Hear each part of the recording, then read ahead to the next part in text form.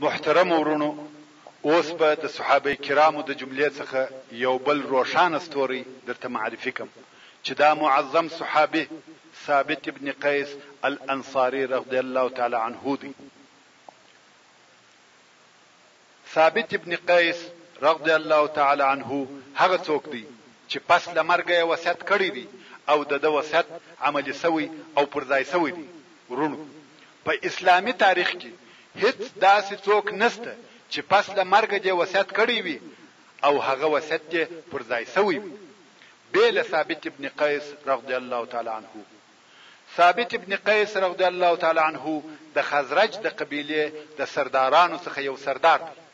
ګرانو اوریدونکو، دا خو در معلومه ده چې د اوس او خزرج قبیله دوی اصلي عربي قبیلې دي چې د یمن څخه ډېر پخوا کوچ را کړی او په مدینه منوره کې سکونت اختیار کړی او دغه دوی قبیله هغه څوک دي چې د رسول الله صلی الله علیه و آله وسلم انصار و.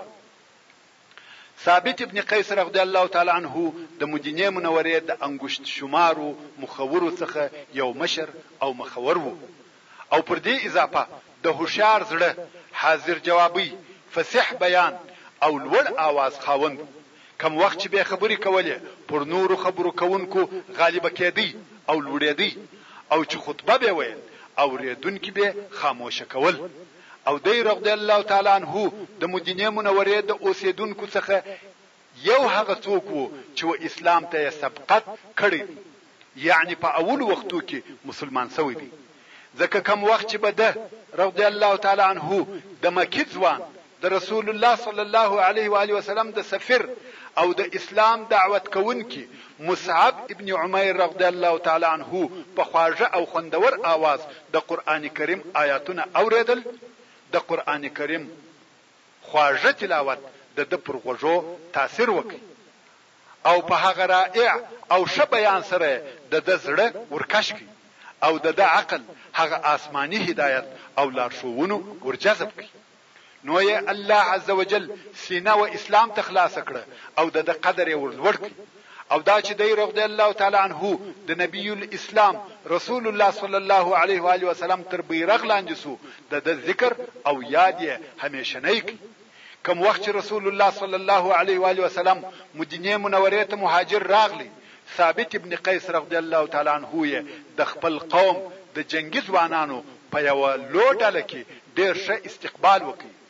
د رسول الله صلی الله علیه و آله وسلم او د هغه د ملګری صدیق اکبر رضی الله تعالی عنه شایسته شراغلی وکړي او د رسول الله صلی الله علیه و آله وسلم په حضور کې شفصحه او بلیغه خطبه وویل چې خپل خطبه د الله عز وجل په حمد او ثنا او د هغه پر رسول په صلات او سلام سره شروع کړه او بیا یې خطبه په خپل دې قول سره پای ته ورسول. ویل یا رسول الله، موږ ستاسو سره عهد او وعده کوو چې موږ به ستاسو څخه داسې دفاع کوو او تا به ساتو لکه موږ چې د خپلو ځانو، اولادو او ښځو څخه دفاع کوو او ساتو یې. نو موږ ته دغه کار په بدله او مقابل کې څه شته یا څه را کول کیږي؟ رسول الله صلی الله علیه و آله وسلم و فرمایل جنت. کوم وخت چې د جنت کلمه د قوم تر غوږو ورسېده، مخان یې په خوشحالۍ سره روښانه سوه او په باړخوګانو کې تازګي ښکاره سوه. ټولو نارې کړه رضینا یا رسول الله، رضینا یا رسول الله. او د دغه ورځ څخه رسول الله صلی الله علیه و آله وسلم ثابت ابن قیس رضی الله تعالی عنه د ځان او خپل حضور خطیب وګرځاوه، لکه څنګه چې حسان ابن ثابت رضی الله تعالی عنه د رسول الله صلی الله علیه و آله وسلم شاعر وو. کوم وخت چې به د عربو ډلې و رسول الله صلی الله علیه و آله وسلم تراغله چې د علیه الصلاۃ والسلام په حضور په خپل فصیح او خطیبانو او شاعرانو فخر یا مناظره وکي، رسول الله صلی الله علیه و آله وسلم د خطیبانو د مقابله او مناظره د پاره ثابت ابن قیس رضی الله تعالی عنه وټاکی او د شاعرانو د مفاخره د پاره حسان ابن ثابت رضی الله تعالی عنه وټاکی. ثابت ابن قیس رضی الله تعالی عنه په ثابت او جوور ایمان سره مسلمان وو، په صادق تقوا سره متقی وو د خپل رب څخه ډیر بیریدي، د هر هغه شي څخه چې الله عزوجل یې په قهر کاوه ډیر لري ګرځېدی. یو ورځ رسول الله صلی الله علیه و آله وسلم ثابت ابن قیس ولیدي چې ډیر په بیره کې او غمجن دی او د ډیرې بیرې څخه ریږدي. رسول الله صلی الله علیه و آله وسلم ورته وویل یا ابا محمد څه درته پیښه ده؟ ثابت ابن قیس رضی الله تعالی عنه وویل یا رسول الله بیریږم چې زه به هلاک سویم. رسول الله صلی الله علیه و آله وسلم وویل ولی؟ ثابت ابن قیس رضی الله تعالی عنه وویل الله عزوجل موږ د دې څخه منع کړی یو چې خپل صفت په هغه شي سره چې موږ نوی کړی خوښ ولرو. یعنی هر هغه کار چې په موږ کې نسته یا موږ نوی کړی او په هغه سره مصیبت وسی دا باید خوښ و نه لرو او نو څه پرازي. خو زه خپل ځان وینم چې صفت می خوښ دی او الله عزوجل د کبر فخر او خیال څخه منع کړی او ما ته خپل ځان را معلوم دی چې ځان شراته ښکاري. رسول الله صلی الله علیه و آله وسلم د ثابت ابن قیس دغه بیره په خبرو ځنی استکول او سپکول ترڅو چې وی فرمایل یا ثابت آیا ته ناراضی کېږي چې شه او په عزت ژوند وکې او شهید ووجل سي او جنت ته داخل سي؟ د ثابت ابن قیس رضی الله تعالی عنه مخ په دغه زیر سره وغوړېدی او ویل بلا یا رسول الله بلا یا رسول الله، یعنی هو راضی کېږم. نو رسول الله صلی الله علیه و آله وسلم ورته ویل تعالی دغه دی، یعنی ستا سره به دغه سی وسی. کوم وخت چې د الله عزوجل دا قول نازل سو، کوم چې د سوره الحجرات په 2 نمبر آیات کې فرمایي یا ایها الذين آمنوا لا ترفعوا اصواتكم فوق صوت النبي ولا تجهروا له بالقول كجهر بعضكم لبعض ان تحبط اعمالكم وانتم لا تشعرون. یعنی اے مومنانو د رسول الله صلی الله علیه و آله وسلم تر आवाज خپل आवाजونه مل وړوي او د علیه الصلاة والسلام ته او د علیه الصلاة والسلام ته په لوړ आवाज خبرې مکوي لکه ځینې ستاسي چې د ځینو نورو سره په لوړ आवाज خبرې کوي، ځکه چې دا بیره ده چې ستاسي عملونه بضائع او عبث او تاسو به نه یاست په خبر. ورونو د دې آیات شریف په ترجمه کې به یو څه تفسیر بیان کو چې اوریدونکو شپه پوسی. خبره داسې و چې ځینې کسان به د رسول الله صلی الله علیه و آله وسلم په مجلس کې په داسې لوړ आवाज سره خبرې کولې لکه دوی چې په خپل مجلسو کې په لوړو आवाजو سره ژغېدل، چې دا کار په داسې عالی شان حضور کې ډېر لوب ادبي او بے احترامي ده. او بے ادبي داسې شی ده چې انسان د الله عزوجل او رسول الله صلی الله علیه و آله وسلم د لطف او مهرباني څخه بے برخې کوي، بلکې د هر عالی حضور د ګټو څخه محروم کوي. په ادب سره د انسان درجه او مقام تر ملائکه لوړیږي او په بے ادبي سره انساني درجه تر خارو هم کښته کیږي. ورونو څونه چې صالح اولاد د مور او پلار په مقابل کې، صالح شاګرد د استاد په مقابل کې، صالح مرید د مرشد په مقابل کې څونه د ادب او احترام مراعات کوي، نو تر ټولو اول او مهم مگر هغه څوک چې تر دغه ټولو یې ادب او احترام ساتل مهم او ضروری دي هغه رسول الله صلی الله علیه و آله وسلم دی. د علیه الصلاة والسلام مقام تر هر څه لوړ او عالی دی. کله د علیه الصلاة والسلام په فکر کې لږ تغیر راسي د دې خطر سته چې ستاسو عملونه به عبث او ضایع سي او تاسو به په خبر هم نه یاست.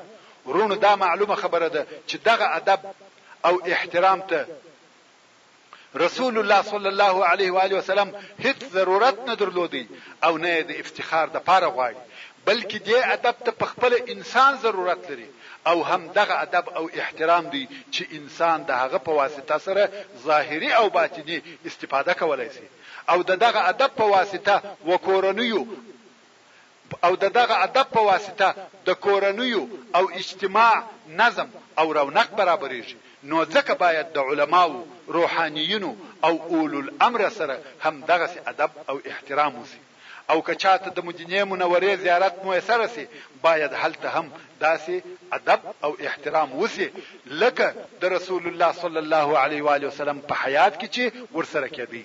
خیر برته خپل قصې ته راګرځو.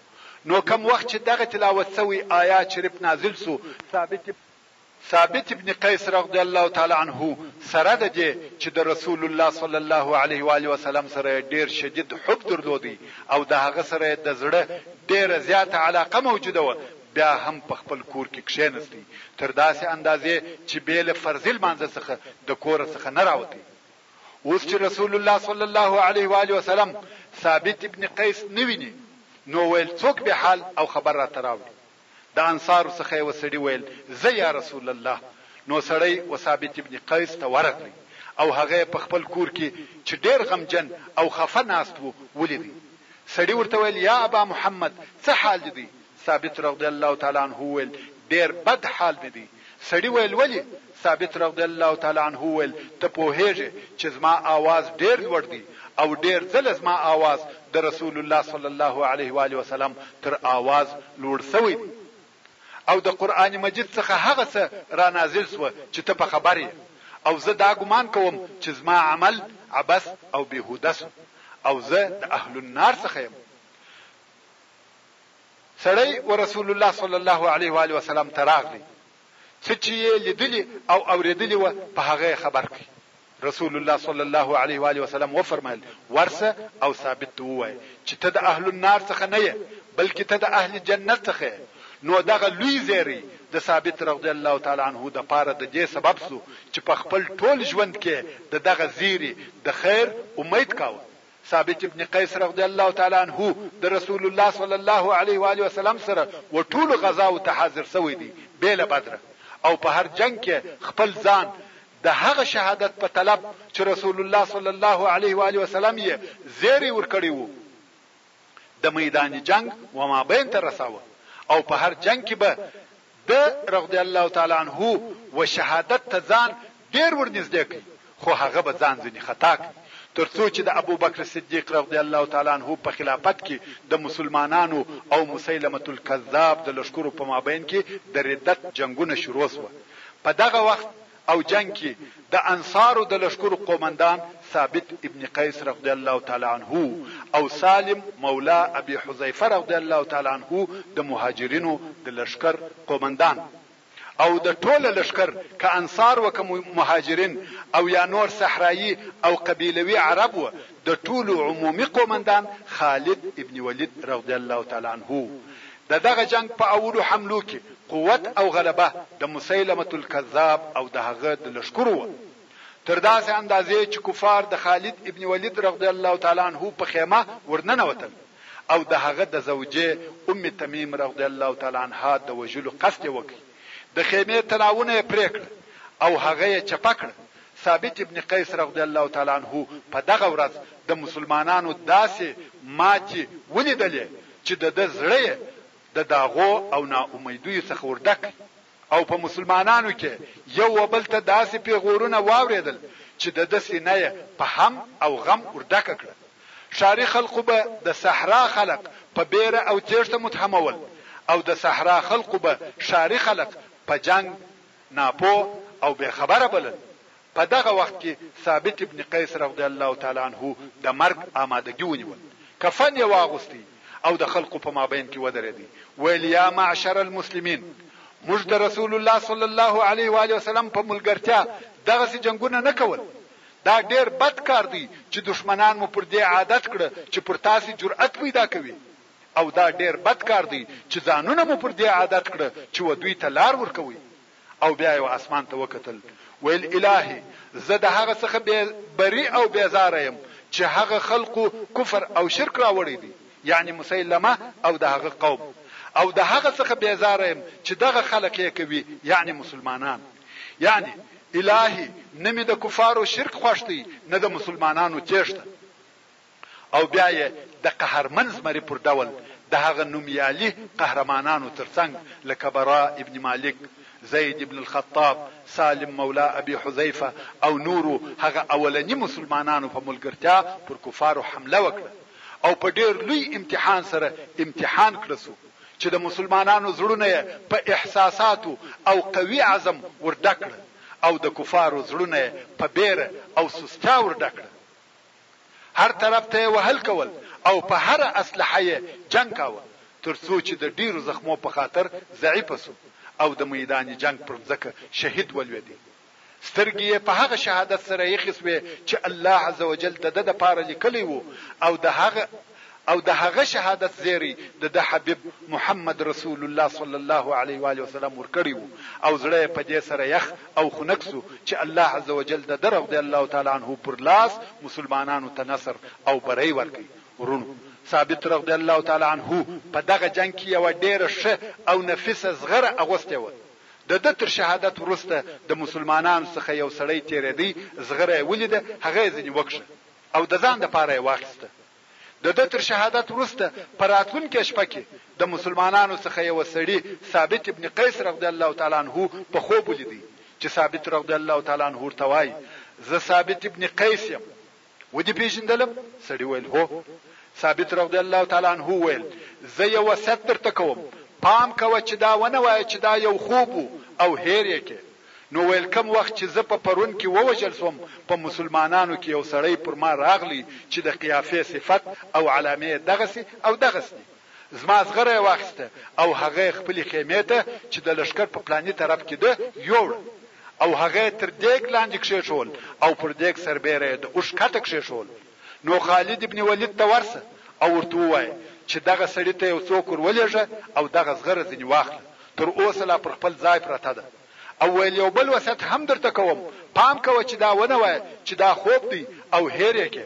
خالد ته وایي کم وخت چې په مدینه منوره کې د رسول الله صلی الله علیه و آله وسلم خلیفہ ته ورسه نو ورته وایي چې پر ثابت دونه پور باندې دی او زما دوام ریان چې فلانی او فلانی دی آزاد دی.